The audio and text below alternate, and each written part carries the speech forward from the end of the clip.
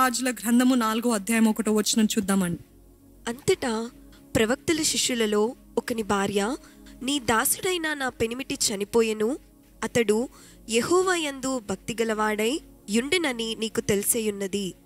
ఇప్పుడు అప్పులవాడు నా 2 కుమారులు తనకు దాసులుగా ఉండుటకై వారిని పట్టుకొని పోవుటకు వచ్చియున్నాడని ఎలీషాకు మొరపెట్టగా, ఈరోజు ఇట్లాంటి పరిస్థితుల్లో చాలా మంది ఉన్నారండి. ఇక్కడ ఈ స్త్రీని చూసినట్లయితే, నా భర్త చనిపోయాడు, నా భర్త ప్రవక్తలకి పరిచర్య చేశాడు, నా భర్త భక్తి కలిగిన వ్యక్తి, కానీ నా భర్త చనిపోయాడు అనే అట్మాస్ఫియర్ తోటి ఆ ఇల్లంతా కూడా సారో, వేదన, బాధ, దుఃఖము, డిప్రెషన్, చీకటితో నింపబడింది. చేదు, ఆ స్త్రీ హృదయంలో చూస్తే చేదు. ఏంటా చేదు? నా భర్త ప్రవక్తలకి పరిచర్య చేస్తాడు, నా భర్త భక్తిగా ఉన్నాడు, కానీ నా భర్త చచ్చిపోయాడు, దేవుడు ఎందుకు కాపాడలేకపోయాడు అన్న దానికి ఇంకో అర్థము, ఆమె చెప్పిన దానికి ఇంకో అర్థం. అది ఇంకో విషయం ఏమైనా అడగాలనుకుంటున్నానండి. ఎంత భక్తిగా ఉన్నా నష్టమే జరిగితే మీరేం చేస్తారు? మీరు ఎంత భక్తిగా ఉన్నా, ఎంత నమ్మకంగా ఉన్నా, ఎంత పరిశుద్ధంగా ఉన్నా, ఎంతగా ప్రయత్నిస్తున్నప్పటికీ మీరు ఎంత చేసినా నష్టం వెంబడి నష్టం మిమ్మల్ని ఏలుతుంది, మిమ్మల్ని వెంటాడుతుంది. అంటే మీరు ఏం చేస్తారు? ఈ స్త్రీ విషయంలో కూడా మనం చూస్తుంటాము, నా భర్త మంచిగా ఉన్నాడు. మీరు కూడా అంటూ ఉండొచ్చు, నేను భక్తిగా ఉన్నాను, నేను పరిశుద్ధంగా ఉన్నాను, నేను పరిచర్య చేస్తున్నాను, ఈ ఆలయంలో ఎంతో నమ్మకంగా పని చేస్తున్నాను, పరిచర్య చేస్తున్నాను, ఎంత చేస్తున్నాను, but I do not see any growth, I do not see any blessing. ఎటువంటి ఆశీర్వాదము నేను చూడట్లేదు. What do you do? How do you react when nothing is working in your life? ఎంత భక్తిగా ఉన్నా, ఎంతగా పరిశుద్ధతను కాపాడుకున్నా ఏది పని చేయట్లేదు అంటే మీరు ఏం చేస్తారు? I want you all to think. ఇట్లాంటి పరిస్థితి మీరు ఎదుర్కొంటే, నేను ఇంతగా పరిచర్య చేస్తాను, నా భర్తను పోగొట్టుకున్నాను, ఇంతగా పరిచర్యం చేస్తాను, నా భర్త నన్ను విడిచి వెళ్ళిపోయాడు, ఇంతగా పరిచర్య చేస్తాను, నాదంతా నష్టమే, చేతిలో ఒక్క చిల్లి గవ్వ కూడా మిగలలేదు, నేను ఇంత పరిచర్య చేస్తాను, ఇంత భక్తిగా ఉన్నాను, ఇంత పరిశుద్ధతగా ఉన్నాను, నాకు మిస్క్యారేజ్ అయిపోయింది, నేను ఇంతగా ఉన్నాను, నాకు ఏదైతే జరగద్దు అనుకున్నాను అదే జరిగింది, వై లార్డ్ వై అని చాలా మంది ప్రశ్నించే వారము ఉన్నాం ఇక్కడ. God is saying to you today, what will you do if you have lost everything after serving me? నన్ను వెంబడించి నాకు ఎంతో నమ్మకంగా ఉండే నువ్వు అన్ని పోగొట్టుకుంటే నువ్వు ఎట్లా రియాక్ట్ అవుతావు? What is your reaction? మీరు అంటుంటారు, ఎలాగ నేను స్తుతించగలుగుతాను ఆయనని, ఎలాగ నేను ఆయన సన్నిధిలో ప్రార్థన చేయగలుగుతానండి, ఇవన్నీ పోగొట్టుకున్నాను, అంత నష్టపోయాను, ఇంత చేస్తే కూడా how can God do this to me? దేవుడు ఎలాగ చేయగలుగుతాడు ఇది? ఆయన న్యాయాధిపతి అంటున్నారు కదా, ఇది న్యాయమా? ఈయన జరిగించేది సరైందేనా? దేవుడు చేసేది కరెక్టేనా? Can you still serve him faithfully? నిజంగా ఆయనని వెంబడిస్తారా? నమ్మకంగా వెంబడిస్తారా? ఎటువంటి చేదు లేకుండా వెంబడిస్తారా? ఎటువంటి దేవునికి విరుద్ధమైన ఆలోచన లేకుండా వెంబడించగలుగుతారా? Can you still serve God? ఈ పరిస్థితుల్లో ఈ స్త్రీని అనుకొని చూడండి, ఎప్పుడు మనం అది మామూలుగా చదువుతాం, కానీ తన భర్తను పోగొట్టుకుంది. నా భర్త భక్తి కలిగిన వ్యక్తి.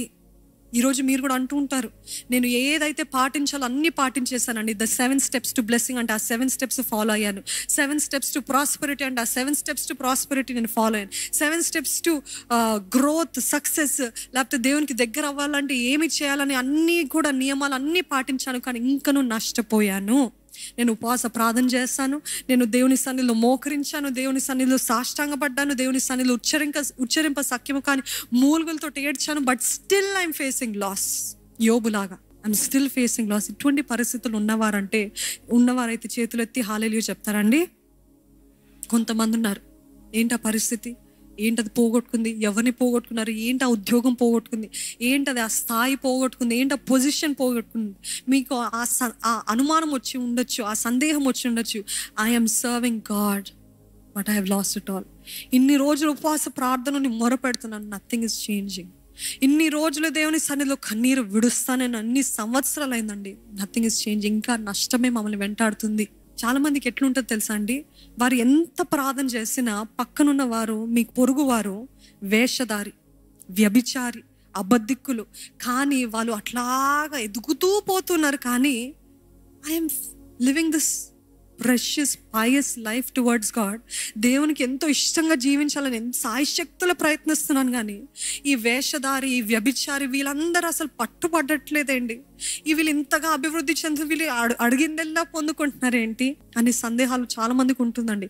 ఆ స్త్రీకి కూడా ఉండొచ్చేమో, ఆ ప్రవక్తల భార్యలు అందరు చక్కగానే ఉన్నారు, నా భర్తని ఎందుకు చచ్చిపోవాలి, నా భర్తను ఎందుకు చచ్చిపోవాలి, నా కుమారులు ఇప్పుడు వచ్చి అప్పులో తీసుకెళ్తా అంటున్నారు, నేను ఏం చేయాలి, నాకున్న ఒక్కగానొక దిక్కు ఈ కుమారులు, వారిని అప్పులో తీసుకెళ్తారంటున్నారు. What do I do? ఈరోజు అటువంటి చిక్కుపడిన పరిస్థితుల్లో ఉన్నారండి. అటు భర్త పోయాడు, అటు ఇప్పుడు బిడ్డల్ని తీసుకెళ్ళిపోతారని అంటున్నారు. ఇట్లాంటి పరిస్థితులు ఉన్నారు. ఇది అనుకున్నాను అది పోయింది, ఇది అనుకున్నాను ఇది పోయింది, ఏదనుకున్నా అది పోతుంది. అసలు ఏం చేయమంటావు దేవా? What you want me to do? ఏం చేయమంటావు అనే పరిస్థితిలో ఉన్నారేమో. అట్లాంటి పరిస్థితిలో దేవుడు తన వాక్కును పంపిస్తాడండి. హల్లెలూయా. దేవుడు తన ప్రవక్తను పంపిస్తాడండి. దేవుడు తన సహాయాన్ని పంపిస్తాడండి. దేవుడు ఎవరినో ప్రేరేపించి మీకు ఆశ్చర్యకరమైన సహాయము కలుగజేయునుగాక. అట్లాంటి సహాయం చేస్తాడండి. దేవుడు విడిచిపెట్టాడండి. దేవుడు ఎప్పుడు విడిచిపెట్టాడండి. నిస్సహాయంగా విడిచిపెట్టాడు.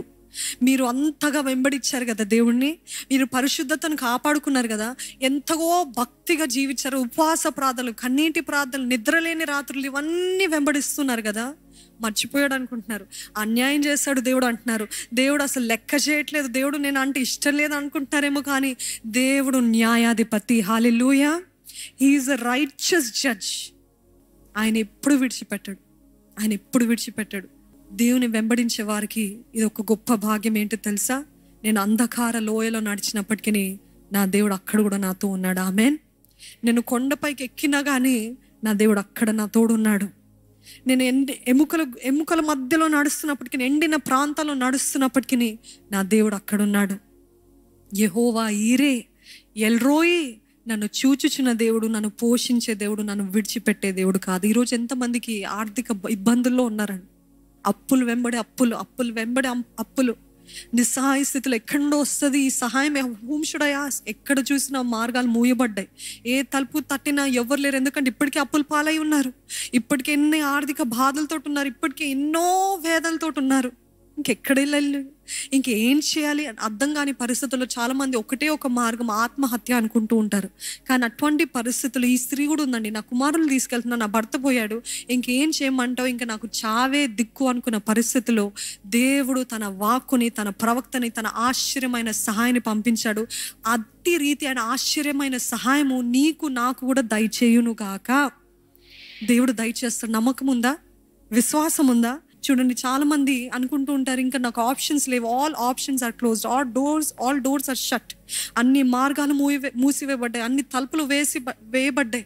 ఇంకా నాకు ఇంకో ఆప్షన్ లేదు. మార్గాలు లేనప్పుడు మార్గము తెరిచే దేవుడు. అందుకనే మార్గము తెరిచే అద్భుతకరుడు. Is a way maker. Where there is no way, God will make a way where there is no way. మార్గములో లేని చోట మార్గాన్ని తెరిచే దేవుడు.